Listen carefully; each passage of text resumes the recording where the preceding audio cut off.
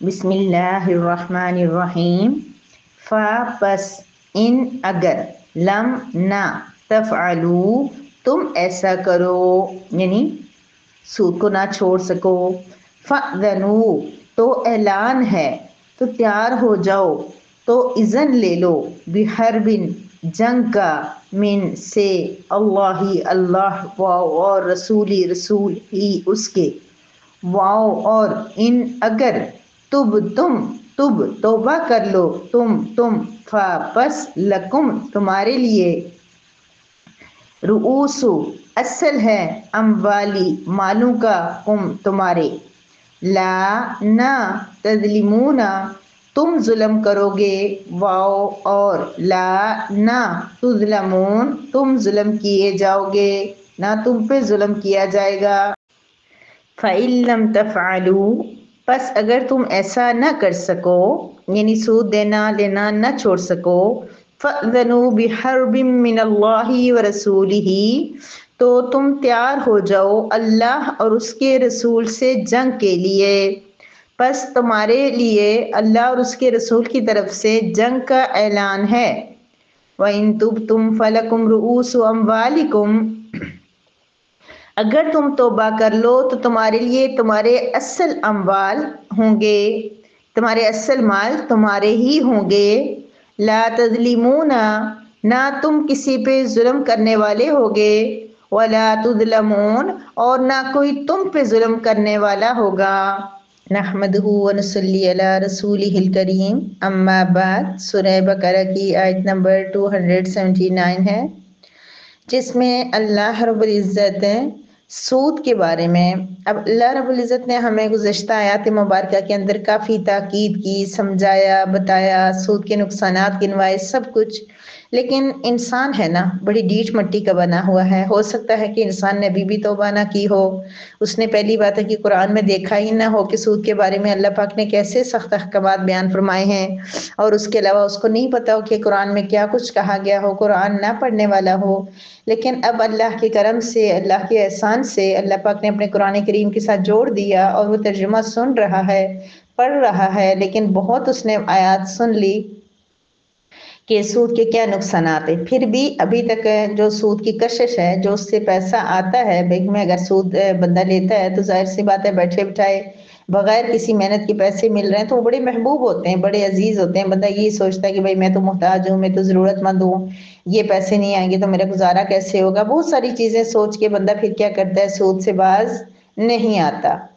تو آج کی آیت مبارکہ میں اللہ رب العزت سود کے بارے میں اتنی سخت وعید فرما رہے ہیں، اتنے سخت الفاظ میں مذمت فرما رہے ہیں کہ ہم اگر غور سے اس بات پہ دھیان دیں تو ہمارے رونگٹے کھڑے ہو جائیں کہ اللہ رب العزت نے کسی گناہ پہ، کسی معیشت پہ، کسی گناہ پہ ایسی وعید، ایسے الفاظ استعمال نہیں فرمائے سوائے کفر کے، کیونکہ کفر جو ہے اس کی جو کافر ہے اس کی تو اللہ اور رسول سے جنگ ہوتی ہی ہے، یعنی کہ اس کافر کی جنگ ہوتی ہے مسلمانوں کے ساتھ، اسلام کے خلاف، وہ اللہ کے خلاف ہوتی ہے، نبی کریم صلی اللہ علیہ وسلم کے خلاف ہوتی ہے، لیکن آج کی آیت مبارکہ میں اللہ رب العزت اس مسلمان کو جو کلمہ بھی پڑھ رہا ہے، نماز بھی پڑھ رہا ہے، روزے بھی رکھ رہا ہے، حج بھی کر لیتا ہے، عمرہ بھی کر لیتا ہے، تسبیحات بھی کرتا ہے، لیکن وہ سود کے گناہ میں ملوث ہے، بینک میں اس نے پیسے رکھوائے ہوئے ہیں اور وہاں سے وہ سود لے رہا ہے اور کھا رہا ہے، یا قرض دے کے سود لینا، وہ چلو پھر بھی مسلمان جو تھوڑا سا بھی ایمان والا ہوگا تو وہ ایسا نہیں کرتا کہ قرض دے اور پھر اس پہ سود لے، حالانکہ یہ بھی پاکستانی نظام کا، اسلامی نظام، لوگوں کے اسلام کے اندر بھی، مسلمانوں کے اندر ایسا ایک حصہ ہے کہ لوگ سود پہ پیسے لیتے ہیں، لیکن زیادہ جو سسٹم وہ بینک سے ہے اس کے ساتھ لیتے ہیں۔ تو ابھی تک بھی اس نے توبہ نہیں کی، ابھی تک بھی اس سے اپنے گناہ کی شدت کا احساس نہیں ہوا، تو اللہ رب العزت آج کی آیت مبارکہ میں بہت ہی سخت وعید فرما رہے ہیں۔ اللہ رب العزت فرما رہے ہیں کہ فَإِن لَّمْ تَفْعَلُوا فَأْذَنُوا بِحَرْبٍ مِّنَ اللَّهِ وَرَسُولِهِ اگر تم نے ابھی بھی سود لینا نہیں چھوڑا، تم نے ابھی بھی سود کھانے کے گناہ سے توبہ نہیں کی، تم نے سود دینا نہیں چھوڑا، تم نے اس کے ساتھ مقابلہ نہیں کیا کہ میں اب سود نہیں دوں گا، بے شک کچھ بھی ہو جائے میں سے تمہاری رقم لوٹاؤں گا، سود میں اب نہیں دوں گا، ہمت نہیں کی، کوشش نہیں کی۔ تو پھر اللہ رب العزت فرما رہے ہیں کہ ایسے شخص کے خلاف اللہ اور اس کے رسول حضرت محمد مصطفیٰ صلی اللہ علیہ وسلم کی طرف سے اعلان جنگ ہے۔ غور کریے میری پیاری بہنوں اس جملے پہ، جو بھی شخص مسلمان ہوگا، ایمان والا ہوگا، کلمہ پڑھنے والا ہوگا، تو وہ تو چاہتا ہوگا اللہ کی رضا، اللہ کی محبت کرتا ہوگا اللہ سے، اللہ کی رضا حاصل کر کے جنت میں جانا چاہتا ہوگا، کیونکہ میں نے خود ایسے لوگ دیکھے ہوئے ہیں جو اس گناہ میں ملوث ہیں اور ان کا نماز روزہ ہم سے بہت بہتر اور بہت اچھا ہے۔ تو میری پیاری بہنوں، وہ اگر اس گناہ میں ملوث ہیں تو پھر اتنے نبی کریم صلی اللہ علیہ وسلم کی سنتوں سے محبت، نبی کریم صلی اللہ علیہ وسلم کی ذات سے محبت، سب کچھ، لیکن یہاں اللہ پاک فرما رہے ہیں کہ جو شخص سود کا معاملہ کرے گا، سود لینے دینے کے معاملات کو نہیں چھوڑے گا، توبہ نہیں کرے گا، تو اس کے خلاف اللہ اور اس کے رسول کی طرف سے اعلان جنگ ہے۔ یعنی اس کے ساتھ وہ سود کھا رہا ہے، وہ سود لے رہا ہے، وہ سود دے رہا ہے، تو گویا کہ وہ اللہ کے ساتھ جنگ کر رہا ہے۔ اب دیکھیں، مسلمان تو جنگ نہیں کرے گا، مسلمان جا کے مسلمانوں کے خلاف جنگ نہیں کرے گا، اللہ اور رسول کی طرف سے کسی کا اس کے ساتھ کمپٹیشن مقابلہ نہیں ہوگا، لیکن اللہ فرما رہے کہ اس کے خلاف اعلان ہے۔ تو گویا کہ جب وہ سود کھا رہا ہے، جب وہ سود دے رہا ہے، تو وہ کیا کر رہا ہے؟ خود جنگ کر رہا ہے اللہ سے۔ اس کی جنگ کی یہی صورت ہے کہ اللہ منع کر رہے ہیں، وہ کیے جا رہا ہے، اللہ ڈرا رہے ہیں، وہ ڈر ہی نہیں رہا، وہ آگے سے بڑھ کے واپس بڑی ہٹ درمی سے وہی کام کر رہا ہے۔ گویا کہ وہ لڑ رہا ہے، وہ جنگ کر رہا ہے، وہ جہاد اللہ رب العزت کی طرف سے، یعنی اپنی طرف سے وہ کیا کر رہا ہے؟ جہد، کوشش کر رہا ہے اللہ کے خلاف۔ بہت بڑی بات، بہت غمگین کر دینے والی بات، بہت پریشانی والی بات یہ ہے کہ سود لینے اور دینے والا اللہ سے جنگ کر رہا ہے، کیونکہ وہ بات نہیں مان رہا۔ جب کوئی بات نہیں مان رہا ہوتا ہے تو وہ کیا ہوتا ہے؟ اس سے مقابلہ، کمپٹیشن کر رہا ہوتا ہے۔ تو یہاں پہ یہی فرما دیا گیا ہے کہ اللہ اور اس کے رسول کے خلاف اس کے لیے اعلان جنگ ہے۔ تو مجھے نہیں لگتا کہ میری پیاری پیاری پیاری بہنوں میں سے جن کو اللہ رب العزت نے یہ خوبصورت اور پیارا کلام سننے کی توفیق دی ہے، ان کے باپ نے، ان کے ہسبینڈ نے، ان کے دادا نے، ان کے بھائی نے،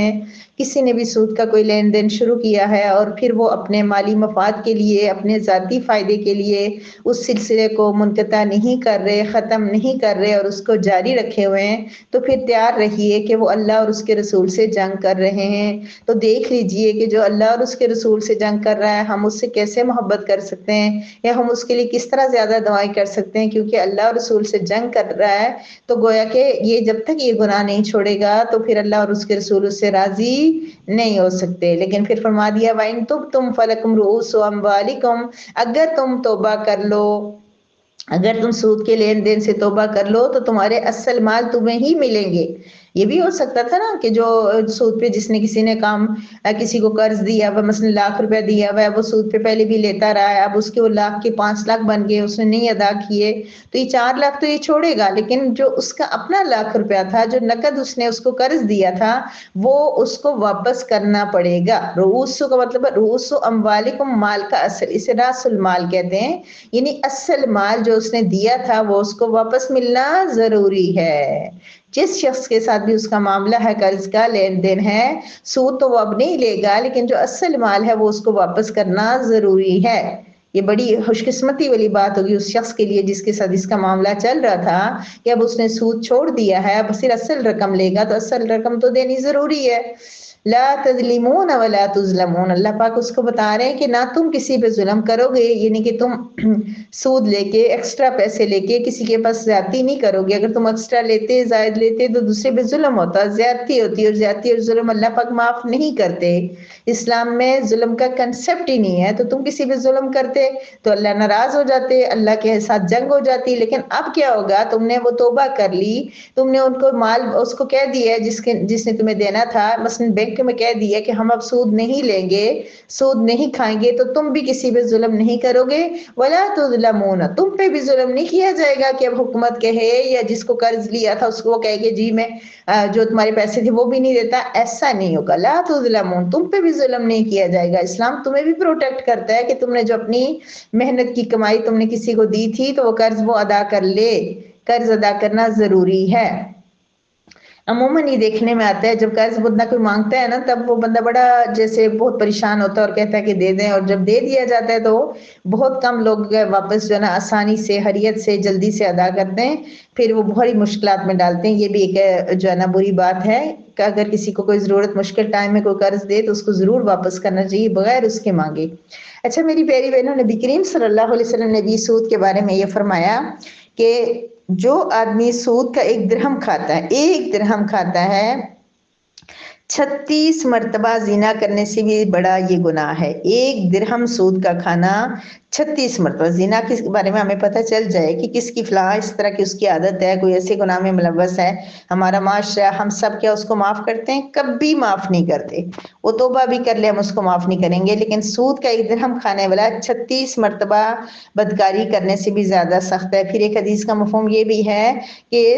اپنی ماں سے زنا کرنے کے مترادف ہے سود کھانا۔ اللہ رب العزت معاف فرمائے۔ اور پھر نبی کریم صلی اللہ علیہ وسلم نے فرمایا کہ جو شخص جو گوشت بھی، انسانی جسم کا جو گوشت حرام مال سے بنا ہو وہ آگ ہی اس کا مستحق ہے، یعنی اس میں ضرور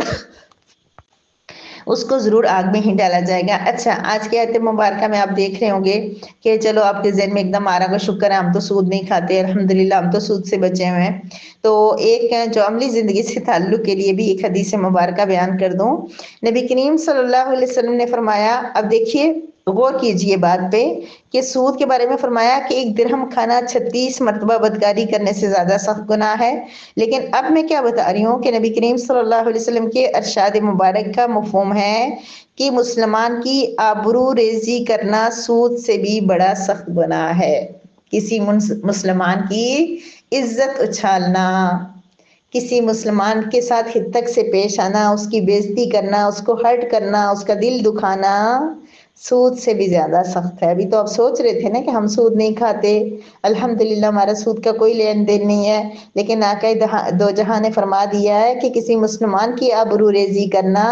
کسی انسان کے اندر کوئی گناہ ہے ہی نہیں۔ آپ محفل میں بیٹھ کے اپنی گپ شپ لگانے کے لیے کہہ دیتے ہیں فلاں تو ایسی ہے، فلاں لڑکی تو فلاں کے ساتھ دوستی ہے اس کی، وہ فلاں یہ کرتی ہے، فلاں یہ کرتی ہے، اس کی آبرو ریزی کر دی، اس کے بارے میں ایسی باتیں کر دی، اس کی عزت اچھال دی، اس کی عزت جو ہے وہ خراب کر دی، اس کی ریپوٹیشن خراب کر دی، اس کو دوسروں کی نظروں میں حقیر بنا دیا، ذلیل کر دیا، تو وہ سود سے بھی زیادہ سخت ہے۔ تو اب غور کیجئے اس بات پہ کہ آپ میں یا ہم سب میں سے کوئی ایسا ہے جو کسی مسلمان کی ہدایت کا سبب بنتا ہے، کسی مسلمان کی آبرو ریزی کرتا ہے، کسی مسلمان کی دل آزاری کرتا ہے؟ اگر ہے تو پھر یاد رکھیے کہ اگر سود کا اتنا بڑا گناہ ہے، سود کے بارے میں اتنی وعدیں آئی ہیں، اور جو سود سے بھی بڑا گناہ ہے کسی مسلمان کی آبرو ریزی کرنا، تو اگر ہم ایسے کسی گناہ میں ملوث ہیں تو پھر ہمیں بھی توبہ کرنی پڑے گی۔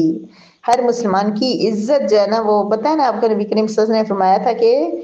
کسی مسلمان کی عزت جو ہے وہ خانہ کعبہ سے بھی زیادہ، خانہ کعبہ کی حرمت سے بھی زیادہ عزیز ہے انسان کی حرمت، انسان کی عزت۔ بہرحال ہمیں انسانوں کا بھی بہت زیادہ خیال رکھنا ہے انشاءاللہ۔ وآخر دعوانا ان الحمدللہ رب العالمین۔